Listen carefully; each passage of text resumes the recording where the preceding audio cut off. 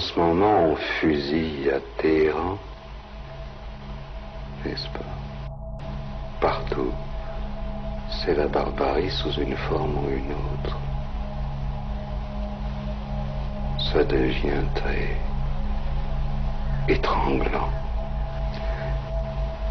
Parce que il faut que les hommes soient devant une réalité physique un peu terrible pour changer de conscience. C'est ça dont il s'agit.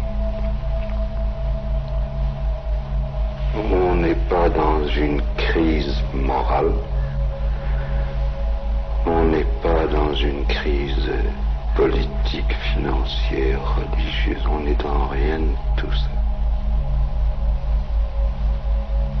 On est dans une crise évolutive.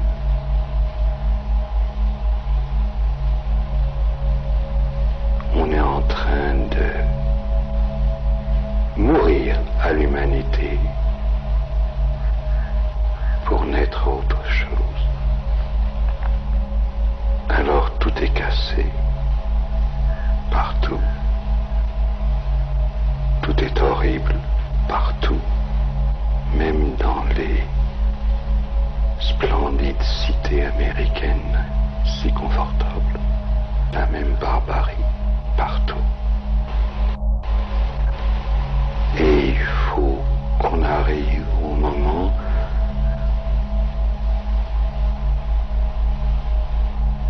où la conscience vire dans une autre dimension. N'est-ce pas? C'est ça l'histoire. C'est une crise évolutive. On est au même point où, à un certain moment de l'évolution, il a fallu passer d'une respiration bronchiale à une respiration pulmonaire, ou bien on asphyxiait. C'est ça qui se passe. N'est-ce pas? Moi, je ne peux dire que mon expérience, n'est-ce pas? Un homme ne commence à être que quand il arrive au rien total de ce qu'il est, de ce qu'il croit, de ce qu'il pense, de ce qu'il aime. Quand on arrive à ce rien complet, alors il faut que quelque chose soit ou on meurt, n'est-ce pas? Moi j'ai connu ça dans les cours des camps de concentration, il n'y avait plus rien, tout était cassé, brisé. Même moi, j'étais brisé.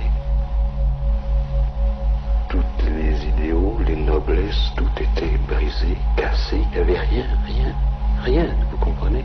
Il n'y avait pas de politique, pas de religion, il n'y avait rien à quoi s'accrocher. Alors quand il n'y a rien, qu'est-ce qui reste? Qu'est-ce qui reste? Il y a un centre de force, d'être. Il y a quelque chose qui reste. Et c'est ça la clé. C'est pas tout ce qu'on pense. C'est pas tout ce qu'on sent. C'est pas tout ce qu'on aime. C'est pas les idéaux. C'est pas le bon Dieu. C'est rien de tout ça. C'est quelque chose qui est poignant. Comme si tout l'être était ramassé dans une angoisse si intense que c'est comme une prière, ou comme c'est de l'amour. C'est quelque chose qui est chaud, puissant, qui n'a pas de mots, qui est l'être, qui est ce qu'on est. C'est ça, la question ou la chose à laquelle tout le monde arrive. Quand tout s'écroule, qu'est-ce qui reste? On dirait que les hommes n'arrivent pas à concevoir la fin de leur espèce et ce passage éventuel à une autre. Et Qu'ils le conçoivent ou ne le conçoivent pas, quelle importance. Enfin, évidemment, s'ils le concevaient, ce serait plus facile. Mais s'ils ne le conçoivent pas, ça leur tombera sur la tête. C'est en train de leur tomber sur la tête. Le plafond s'écroule. Alors, s'ils ne consentent pas, ils seront cassés, c'est tout. Je pense que c'est pour cela qu'il y a beaucoup de monde qui commence à sentir cela comme quelque chose d'insupportable, comme un besoin insupportable. Mais oui, mais c'est ça la clé, justement. Il faut que ce soit insupportable. Quand on est arrivé à un point d'asphyxie tel ou d'impossibilité telle, il faut bien qu'on trouve l'autre possibilité où on meurt. Mais tu n'arriveras pas à passer dans l'autre possibilité tant que la vieille manière d'être ne sera pas devenue impossible. C'est conforme à toutes les lois évolutives. On passe dans une autre espèce quand la vieille espèce, pour des raisons quelconques, ces conditions deviennent insupportables ou impossibles ou asphyxiantes. Alors le génie qui est dans ces cellules humaines est obligé de trouver le nouveau mécanisme ou la nouvelle façon d'être qui pourra traverser ces conditions invivables. Et si dans ces cellules humaines il n'y a pas le secret qui vous aide à cette adaptation nouvelle, vous mourrez. C'est tout. Et quand on arrive au point d'impossibilité, eh bien, vous êtes obligé de trouver la nouvelle possibilité. Et c'est pas une question de penser, d'y penser ou même de vouloir. On est physiologiquement obligé. C'est dans le corps qu'est le secret. Parce que qu'est-ce qui évolue? C'est pas la pensée qui évolue, c'est le corps. Ce sont les espèces. De quelle façon ont-elles évolué? Elles ont évolué par leurs cellules, par leur corps. Et nous, hommes, c'est tout pareil. On a mis de la pensée là-dessus. Mais c'est pas ça le fondement. Le fondement, c'est ce qui se passe dans ce corps.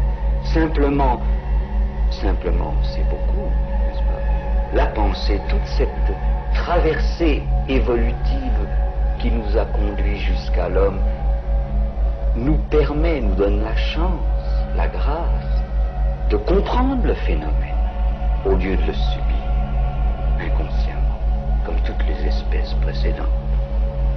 Nous avons la possibilité merveilleuse de comprendre le phénomène. Pour une fois dans l'évolution, le prochain stade se passera consciemment. C'est-à-dire qu'on peut ouvrir les yeux. On peut comprendre le processus. Alors, du moment où on le comprend, ça change beaucoup de choses. C'est-à-dire qu'on peut hâter le processus. On peut collaborer au processus, au lieu d'être écrasé par des conditions suffocantes que l'on ne comprend pas. Toute la déraison, la folie, les horribles choses qui se passent dans le monde, c'est parce que les hommes ne comprennent pas le processus. Et tout est cassé pour nous obliger à arriver à cet instant humain où on est ce qu'est l'homme réellement. Qu'est-ce que c'est, n'est-ce pas, un homme? On est trompé complètement par les philosophies, les religions, les politiques. Tout ça, ce sont des excroissances qui sont venues s'ajouter siècle après siècle, n'est-ce pas? Mais ça n'a rien à voir avec la réalité humaine. Qu'est-ce que c'est que la réalité humaine? Un homme dans une cellule qu'on va fusiller demain matin, c'est ce que c'est, quelquefois. Moi, j'ai écouté beaucoup de matins des pas dans le couloir. Alors, quand on est là, seul, dans le noir, et qu'il y a les pas qui viennent, et qu'on frappe à une cellule à côté, et puis ça passe, c'est l'autre cellule. À ce moment-là, où est la philosophie? Où est la religion? Où est la famille? Où est l'amour? Où est toute cette croûte superficielle? Il n'y a plus rien. Il n'y a plus rien, mais il y a quelque chose qui est si puissamment doux, fort, étant. Pour une fois, ça est. C'est ça la réalité humaine. Ça n'a pas de nom. Ça n'a pas de nom. Mais c'est une force. Et c'est d'une grande douceur, comme si tout d'un coup, tout vous glisse des mains. Et puis il reste une douceur qui comprend tout et qui n'est pas mièvre, qui est forte, qui regarde d'au-dessus toute cette comédie, toute cette tragédie, et qui tout d'un coup a un regard comme d'ailleurs. Et ça, c'est l'homme. Et ça, personne ne peut toucher ça, personne. On peut vous fusiller, on peut vous torturer, mais ça ne bouge pas. Ça est. Et c'est ça, le chaînon évolutif. C'est ça qui fait qu'on passera ailleurs, dans une espèce moins tragique et moins ridicule. C'est cette réalité qui a la puissance de passer à la prochaine étape. C'est pas nos philosophies. Est-ce que la philosophie du poisson l'a jamais aidé à devenir un amphibien? Est-ce que la religion du dinosaure l'a jamais aidé à devenir un mammifère? Alors c'est rien de tout ce que nous connaissons qui nous aidera à traverser. C'est rien du tout. C'est pas Karl Marx, c'est pas le pape, c'est personne. C'est simplement cette chose qui est l'être pur de ce qu'on est, n'est-ce pas? Qui est comme le vrai battement de cœur. Alors ça, oui, ça passe. Parce que c'est la seule réalité. Tout le reste, c'était des trucs, n'est-ce pas, pour nous apprendre à nous approcher un peu de la réalité de ce que l'on est. Des trucs religieux, des trucs marxistes, des trucs gandhistes, tous les trucs humains qui sont simplement pour nous aider à nous approcher pas de la réalité humaine. Et alors, maintenant, le fait mondial, c'est qu'on casse justement tout ça. On nous fait la grande grâce de casser toutes nos idées, tous nos sentiments, toutes nos moralités. On nous fait cette grâce. On est mis à nu pour trouver la chose qui peut survivre. La chose qui est créatrice. Parce que quand on est dans ce point d'être, on comprend que c'est la force créatrice, que c'est ça qui peut tout changer. Seulement comme c'est pas une affaire individuelle d'évolution, il faut que l'humanité, globalement, soit amenée à ce point irrévocable, ce point où tu es, tu n'es pas. Tu es ou tu n'es pas. Et alors, tu n'es pas, ça veut dire que tu t'en vas comme beaucoup d'espèces sont parties.